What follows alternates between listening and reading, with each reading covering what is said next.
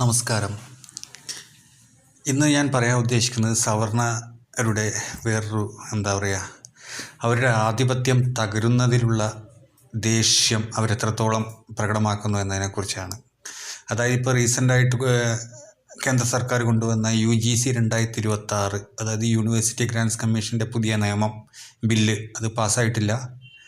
അത് ദളിത പിന്നോക്ക SC ST OBC വിഭാഗത്തിലുള്ള കോളേജ് വിദ്യാർത്ഥികൾക്ക് എതിരായിട്ട് സവർണർ, അതായത് ഉന്നത കുലജാതർ നടത്തുന്ന ജാതി അധിക്ഷേപം, മർദ്ദനം, അങ്ങനെ എല്ലാ കാര്യങ്ങൾക്കും എതിരായിട്ട്, അതായത് ഒരു OBC SC ST വിഭാഗത്തിലെ ഏതെങ്കിലും വിദ്യാർത്ഥിയെ ഉന്നത കുലജാതർ എന്തെങ്കിലുമൊക്കെ ചെയ്തു കഴിഞ്ഞാൽ, അധിക്ഷേപിച്ചു കഴിഞ്ഞാൽ അത് നിയമപരമായി കേസെടുത്താൽ ഏതാണ്ട് 7 വർഷം വരെ ജയിൽ ശിക്ഷ അനുഭവിക്കും എന്നുള്ള രീതിയിലാണ് ഇപ്പോൾ ബില്ല് കൊണ്ടുവന്നിരിക്കുന്നത്.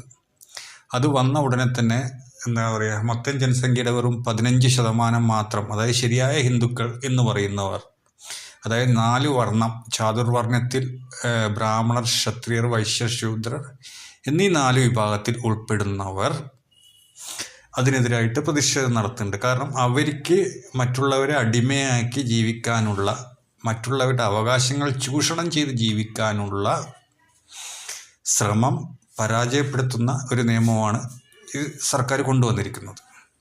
അതിനെതിരായി അവർ കർണിസേന, ബ്രാഹ്മണ ഏകത, പിന്നെ അങ്ങനെ ഒരുപാട് ഈ തീവ്ര ഹിന്ദുത്വ പ്രസ്ഥാനങ്ങൾ തന്നെയാണ്, തീവ്ര ഹിന്ദുത്വവാദികൾ രംഗത്തിറങ്ങിയിട്ടുണ്ട്.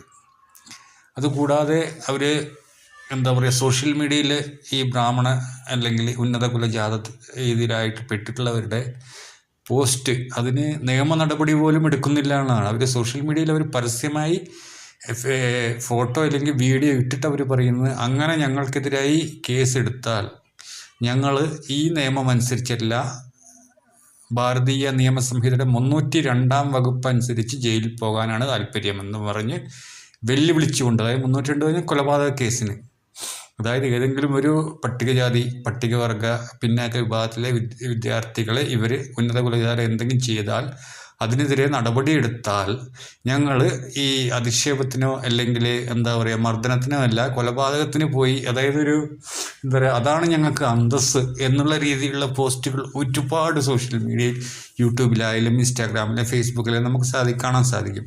അതിനെതിരായിട്ട് ഒരു നടപടികളും, അത് ശരിക്കൊരു നിയമത്തെ വെല്ലുവിളിക്കുന്ന, രാജ്യത്തിൻ്റെ ഐക്യത്തെ വെല്ലുവിളിക്കുന്ന രീതിയിലാണ് ഈ പോസ്റ്റുകൾ നമുക്ക് കാണാൻ സാധിക്കുന്നത്. അതിനെതിരായി ഒരു നടപടിയും ഇതുവരെ എടുത്തിട്ടില്ല.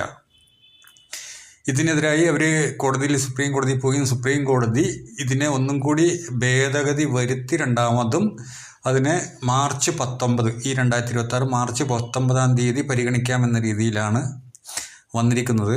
അതിനിപ്പം അവരൊക്കെ ഉന്നത കുലജാതരൊക്കെ ഭയങ്കര ആഘോഷമാണ്. അത് അവർ അതിലും ജാതി കലർത്തുന്നത്. അവർ പറയുന്നത് സുപ്രീം കോടതിയുടെ ജഡ്ജ് ബ്രാഹ്മണനാണ്, അപ്പം ഞങ്ങൾക്ക് അനുകൂലമായിട്ടേ വിധി വരുള്ളൂ എന്ന് പറഞ്ഞ് മോഡിയെ ജാതി പറഞ്ഞ്, മോഡി OBC വിഭാഗക്കാരനാണ്, ജാതി പറഞ്ഞ് അഭിഷേപിക്കുന്നു, മോഡിയുടെ കോലം എത്തിക്കുന്നു. അതായത് ഇത്രയും കാലം അവരാണ് ഭരണത്തിലേറ്റിയത് ഹിന്ദു രാഷ്ട്രം ഉണ്ടാക്കാൻ വേണ്ടി. ഇപ്പം അവർക്ക് എങ്ങനെ ഹിന്ദു രാഷ്ട്രം ഉണ്ടാക്കും? കാരണം SC ST OBCക്കാർ ഇവരെ അംഗീകരിക്കുന്നില്ല. ഇവരൊരു 15% വരുന്ന ആൾക്കാർ വിചാരിച്ച് അവർക്ക് ഒരു രാഷ്ട്രം ഉണ്ടാക്കാനും പറ്റില്ല. അതായത് ഇവർക്ക് ഒരു ത്രിശങ്കു സ്വർഗത്തിൽപ്പെട്ട അവസ്ഥയാണ് ഇപ്പം സവർണർക്ക് കാണുന്നത്. ഇതിപ്പോൾ എന്താണ് അടുത്ത ഈ മാർച്ച് 19 എന്താണ് വിധി വരിക, എന്താണ് കോടതി തീരുമാനിക്കുക എന്നുള്ളത് നമുക്ക് നേരിട്ട് കാണാം.